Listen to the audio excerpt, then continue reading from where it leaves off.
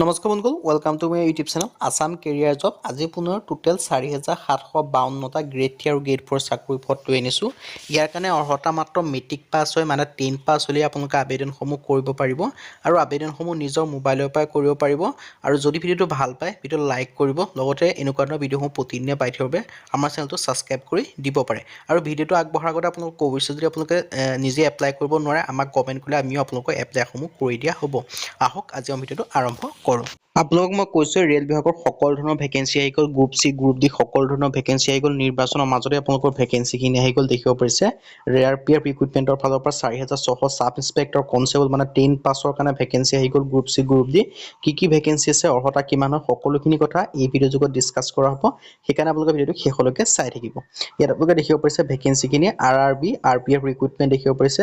এই notification for the RPF recruitment আপোনালোকে দেখিব পাৰিছে 2024 বৰ্ষৰ কাৰণে আছে। ৪,৬৬০টা ভেকেঞ্চি আছে। কনষ্টেবল আছে, ছাব ইন্সপেক্টৰ আছে, group C, group D vacancy হয় আপোনালোকে ধুনীয়াকৈ দেখিব পাৰিছে। আপোনালোকক পোনপ্ৰথমে কৈছোঁ, recruitment of organisation railway protection force RPFৰ পোষ্ট নেম আছে। প্ৰথমটো হৈছে constable sub inspector SI vacancy আহিছে। এডভাৰটাইজমেণ্ট নং আপোনালোকে দেখিব পাৰিছে। ভেকেঞ্চি আছে ৪,৬৬০টা। জব লোকেশ্যন দেখিব পাৰিছে অল ইণ্ডিয়া হয়, আৰু মোড অফ এপ্লাই আপোনালোকে অনলাইন যোগে আবেদনসমূহ কৰিব পাৰিব। কেটেগৰী দেখিছে RPF ৰিক্ৰুটমেণ্ট, আজি আপোনালোক সকলো ধৰণৰ চিলেবাছৰ পৰা আদি কৰি সকলো ধৰণৰ ডিটেইলছ কোৱা হ'ব। সেইকাৰণে আপোনালোকে ভিডিঅ'টো শেষলৈকে চাই থাকিব। অফিচিয়েল ৱেবছাইট rpf.indianrailway.gov.in হয়। আৰু পোনপ্ৰথমে আপোনালোকক মই এজ লিমিটটোৱে জনাই দিছোঁ। এজ লিমিট আপোনালোকক দিয়া আছে 18ৰ পৰা 28 বছৰ, আৰু ছাব ইন্সপেক্টৰৰ কাৰণে 20ৰ পৰা 28। কিন্তু আপোনালোকে এজ ৰিলেক্সেশ্যনসমূহ পাব। কিমান বছৰ কৰি এজ ৰিলেক্সেশ্যন পাব মই সেই কথা আপোনালোকক জনাই দিছোঁ। SC/SC কাৰণে 5 বছৰকৈ, মানে SC/SC কেণ্ডিডেট 33 বছৰলৈকে আবেদন কৰিব পাৰিব।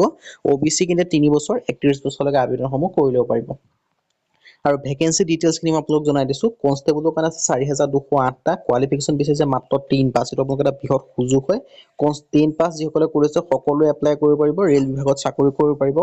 কনষ্টেবলৰ কাৰণে আহিছে, আৰু ছাব ইন্সপেক্টৰৰ কাৰণে আছে 452টা। এইকেইটাৰ কাৰণে কিন্তু গ্ৰেজুৱেশ্যন লাগিব। যদি ছাব ইন্সপেক্টৰ ৰেল বিভাগত চাকৰি কৰিব বিচাৰে, তেওঁলোকৰ কাৰণে এটা সুযোগ হয়।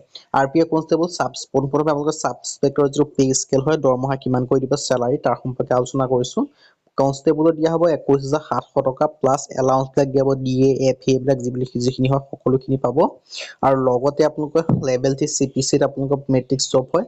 আৰু SI কাৰণে আপোনালোকে পাব 35,400 টকা। লগতে আপোনালোকৰ এলাউন্স কি থাকিব, মোটামুটি আপোনালোকে 40-45,000 টকাকৈ আপোনালোকে দৰমহা পাব। ৰেল বিভাগৰ এটা বৃহৎ সুযোগ আপোনালোকে দেখিব পাইছে। কিন্তু এই ভেকেঞ্চিখিনিৰ কাৰণে আবেদন কৰিবলৈ আপোনালোকে এটা এপ্লিকেশ্যন ফিজ দিব লাগিব। সেই এপ্লিকেশ্যন ফিজটো কিন্তু আপোনালোকৰ ৰিফাণ্ড কৰা হ'ব বুলি ইয়াত উল্লেখ কৰি দিছে।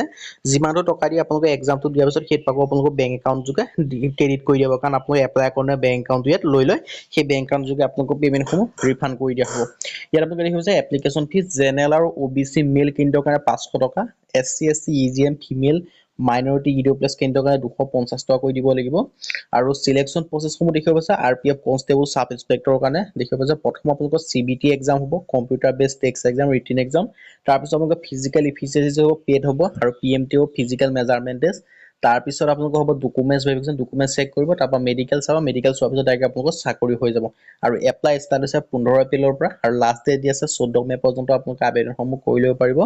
আৰু কাৰেকশ্যন কৰিব পাৰিব 15 মে পৰা 24 মেৰ ভিতৰত। এক্সাম ডেট বৰ্তমানলৈকে জনোৱা নাই, আৰু আবেদন কৰিবলৈ আপোনালোকে নিজে হ'লেও আপোনালোকে RPF অফিচিয়েল ৱেবছাইটত কৰিব পাৰে, বা যদি আমাৰ দ্বাৰা আবেদন কৰা বিচাৰে তেন্তে আপোনালোকে কমেণ্ট এটা কৰি দিয়ক। মই আপোনালোকক কমেণ্টত হোৱাটছআপ নাম্বাৰ দি দিম, সেই নাম্বাৰত গৈ আপোনালোকে কণ্টেক্ট কৰিব। ডাইৰেক্ট আপোনালোকক আমি আবেদনসমূহ কৰি দিয়া হ'ব। আজি ভিডিঅ' ইমানে। যদি ভিডিঅ' ভাল পালে লাইক কৰিব, লগতে চেনেলটো ছাবস্ক্ৰাইব কৰি দিব, এনেকুৱা ধৰণৰ ভিডিঅ'সমূহ প্ৰতিদিনে পাই থাকিব। আৰু যদি ভিডিঅ'টো আপোনালোকে যদি উপকৃত হোৱা বুলি ভাবে, তেন্তে আপোনালোকৰ নিজৰ বন্ধু বান্ধৱীক হোৱাটছআপ ফেচবুকত শ্বেয়াৰ কৰি দিব পাৰে, যাতে সকলো বন্ধু বান্ধৱীয়ে এনে জবৰ আপডেটসমূহ পাই থাকে। আজি ভিডিঅ' ইমানে। যদি ভিডিঅ' ভাল পালে লাইক কৰিব। আজিৰ পৰা পৰৱৰ্তী ভিডিঅ'ত লগ পাম।